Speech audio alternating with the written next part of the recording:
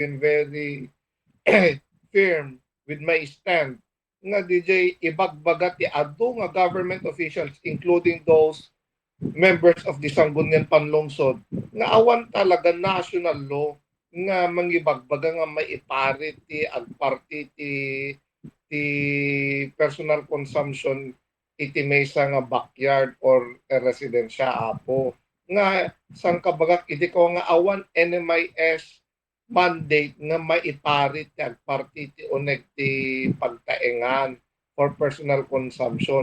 Kanayon ko ibagbaga dito for the past 3 weeks. I was awaiting for anybody to argue against my stand. Apo, I'm very ready at research ko nga nalain. And luckily, dito nga interview will already cement my argument nga talaga awan national law. Contrary ka DJ in mo na nga naisasaw. So my question now, Apo, if there is a national law allowing such practice, Apo, for personal consumption, and there is an ordinance that was passed by the City Council of Lawag, hangkadingam amendaran, Apo, ti ordinansa, ti national law, Apo. On the other hand, hangkadinga rod nga illegal DJ nga ordinansa. Considering nga hanga mabaling nga ti ordinansa, akit nga to ngayon ti maysa nga national law. As part of my argument, Apo, akit our tradition, our culture is at stake, our way of life is at stake, Apo. It is being threatened by this kind of ordinance that was passed. Duat sa nga ng botos kadeta nga measure. It is me and Attorney Juan Conrado Respicio. We've been arguing during interpellation and during the period of recess nga dapat at the exemption. But of course, we are the minority. Handa kami matpatyen. Apo, handa kaya ti ada exemption at tilatas ang kabaga, Apo, akit hanga mabalin, illegal, maabuso, nagijelat at tilitan niya, Apo, only to prove later on that they are all wrong. Apo konsel na ko nam nga adalagiti department heads nga nangibaga nga adatin existing national law nga kiniidi kinitam awam met and then naarig na illegal dati nga nasaong ordinansa nga naipasa gaputan na poneknekam nga awam met gayong matalaga iti national law. So para kada kayo adda patsun yung adda tinagkurangan when no na salungasing nga linteg dagiti kameng ti konseho when iti pinaka main author dati nga ordinansa po konseho. Akit ma-stand, akit illegal talaga DJ. So DJ argument DJ ng botos dito nga measure, Apo, in the period of interpellation, Apo, nga ada national law nga mangibagbaga nga maiparit nga isot directive ti NMIS, iparit ti NMIS. Akit saan mo talaga so, Apo, kumbaga ara-aramit lang DJ nga pagsasaritaan. Aw mong kung kontrakin nga for the past 3 weeks. Apo, ken dito ko na kung bimaliktad meten ti stand head ti slaughterhouse. Ibagbaga na meten nga ada exemptionen. Apo atan na adal damit nga nalaingin no ana dagiti bagbaga. I will not talk if I do not have any legal basis. Whenever I cast my vote in a certain measure, Apo, first I need to base my judgment on what the law says, and second on what is the logic behind the crafting of said ordinance. I do not see any law supporting the same and logical for it to be passed, Apo, as it is already in violation of the rights of every Lawagenyo, Apo, kadeto yung ordinansa.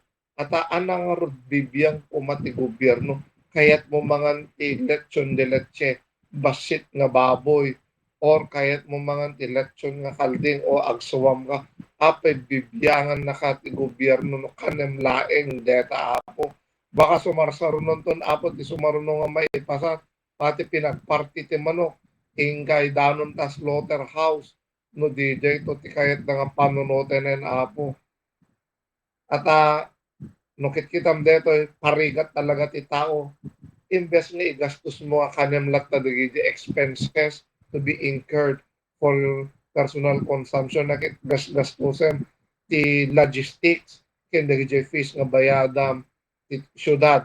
Not to mention apo agparti ka sa mo ibiyahe no adayo ta lugar mo no 30 minutes to 1 hour ti travel time mo natapok DJ pagnaam hangka di nga makong-contaminate DJ karnen unhygienic DJ yan.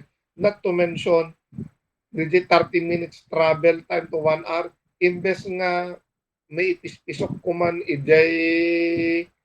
madama ko mamalutluton apo haan madaman to pailaeng may biyahe so malala ese among all those other reasons apo.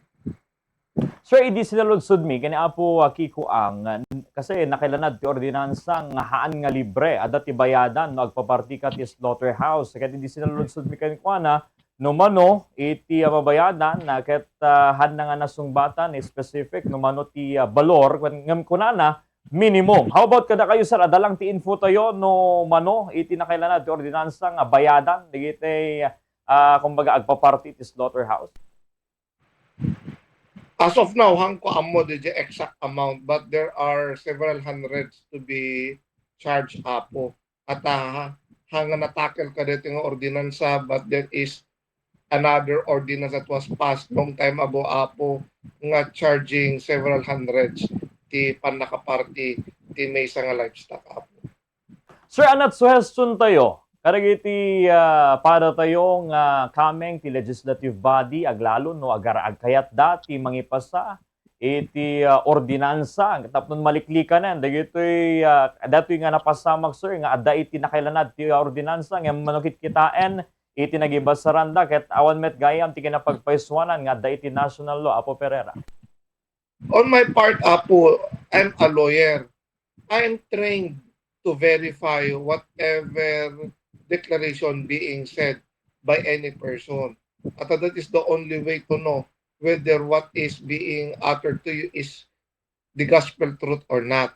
I do not accept it with hook, line, and sinker, dagiting argument. It is our job as member of the Sangguniang to ensure that what we are saying is according to our law. So, nibaga tayo the national law, akit dapat amom tayo national law. Nibaga mga iparit ni NMIS, dapat among matalagang pay-piso nga iparit ni NMIS. Because if you are not accurate with such a declaration, sikat imang ulawen apo ti tao ti lawagen yon apo instead of you being the source of fairness akit si kamit is source of unfairness because you are giving a wrong or poisonous information to the public nga met nga pay peso. So that is something that the member of the Sangguniang should watch apo. Yes sir. Apo konsehal sipo di dirimuar dati nga naso nga dama gado dagiti nang kritikar aglalo kadagiti residente diti syudad ti Lawag ket pagdandanaganda in pasangaruden iti konseho pinirmaanen ti local chief executive na ipaiman iti Sangguniang Panalawigan so adda kadipa iti posibilidad nga maibabawi wenno mabalbaliwan iti nakailanad ti dating ordinansa. So tatanga data Sangguniang Panlalawigan apo, they will review the action of the city council apo if it is valid or invalid the ordinance. That's the reason why I give my last piece apo for their information and guidance. At kahit ko nga maamwanda, the pros and cons kadagito nga issue. Not to mention the wrong arguments nga inbagbagada nga illegal from the national law at awamet gayam apo kada NMIS. Sir, itibiyang ni Konsehal Kiko ang kunana nga no once nga i-deklara nga valid ti Sangguniang Panalawigan, maisubli dito ti city government, amyandaran na. Apo Pereira, mabalinti ka siya, Apo Pereira. The argument ko, the last week session apo, to our chair, orayan tayo pailaeng. DJ action isang gunyang panlalawigan. Why don't we amend it now? DJ ordinansa. Tadwalat pa pananareta. Either ma-declare nga valid or invalid. We should craft another ordinance amending it. Mabaling nga kopyain mi DJ na aramid plus the appropriate exemption. Whether it will be declared valid or invalid, the people of Lawag City will be protected. Di mapaspasama kaming tatan-apo akit awan move nga amendar apo dito nga ordinansa. It is as if it is a matter of parang kanya ka as a matter of pride rumrumaran apo detoy ordinansa no ape handa kayat nga ikanti exemption apo despite of the public outcry. Tirumbeng ka di nga mga miyendar no kwa Apo Pereira ket diti mismo nga main author when no mabalin or siya sino nga kami ti konseho. Mabalin duration no apo. But the purpose why I made all those speeches to give chance kinasaritak ni Honorable Kiko Ang at amokmet nga he was one of those nga mababash na pinpintas nga amendaran. Although he informed me that he was amenable, but someone, according to him, is preventing him from filing an amendment. So, my stand, hopefully by next week, no awang pala ipasana, I will be compelled to file an amendment of that ordinance apo. At I need to protect the people of Lawag City. No? Ang dagputi na gidi kakadwak, I will initiate it apo. Okay. Okay, sir, pa mensahe kadagiti residente dito syudad ti Lawag aglalo kadagiti talaga nga nagburek ti dara na apaman nga nangaganda dati nga naipasa nga ordinansa iti konseho dito ti Lawag. Well, apo, I'm very sorry kadetoy sudden turn of events apo. I myself and Honorable Conrado Respicio, we do not support such measure. At our stand dapat ada exemption na apo. It is our culture, it is our tradition. This was handed by our ancestors for so long apo. It is now part of our intangible cultural treasure apo. It is part of what we call our way of life. And here we are at the ordinansa nga mangbibiyang di way of life. Especially, it is very private on the part of the people.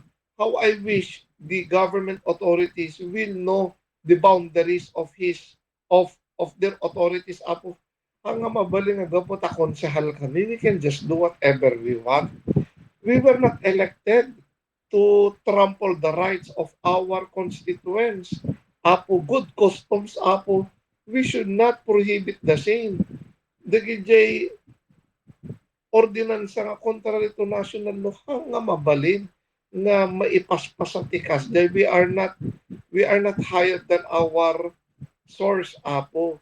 We should be the source of fairness, not unfairness. We should be the source of logic, not illogical apo.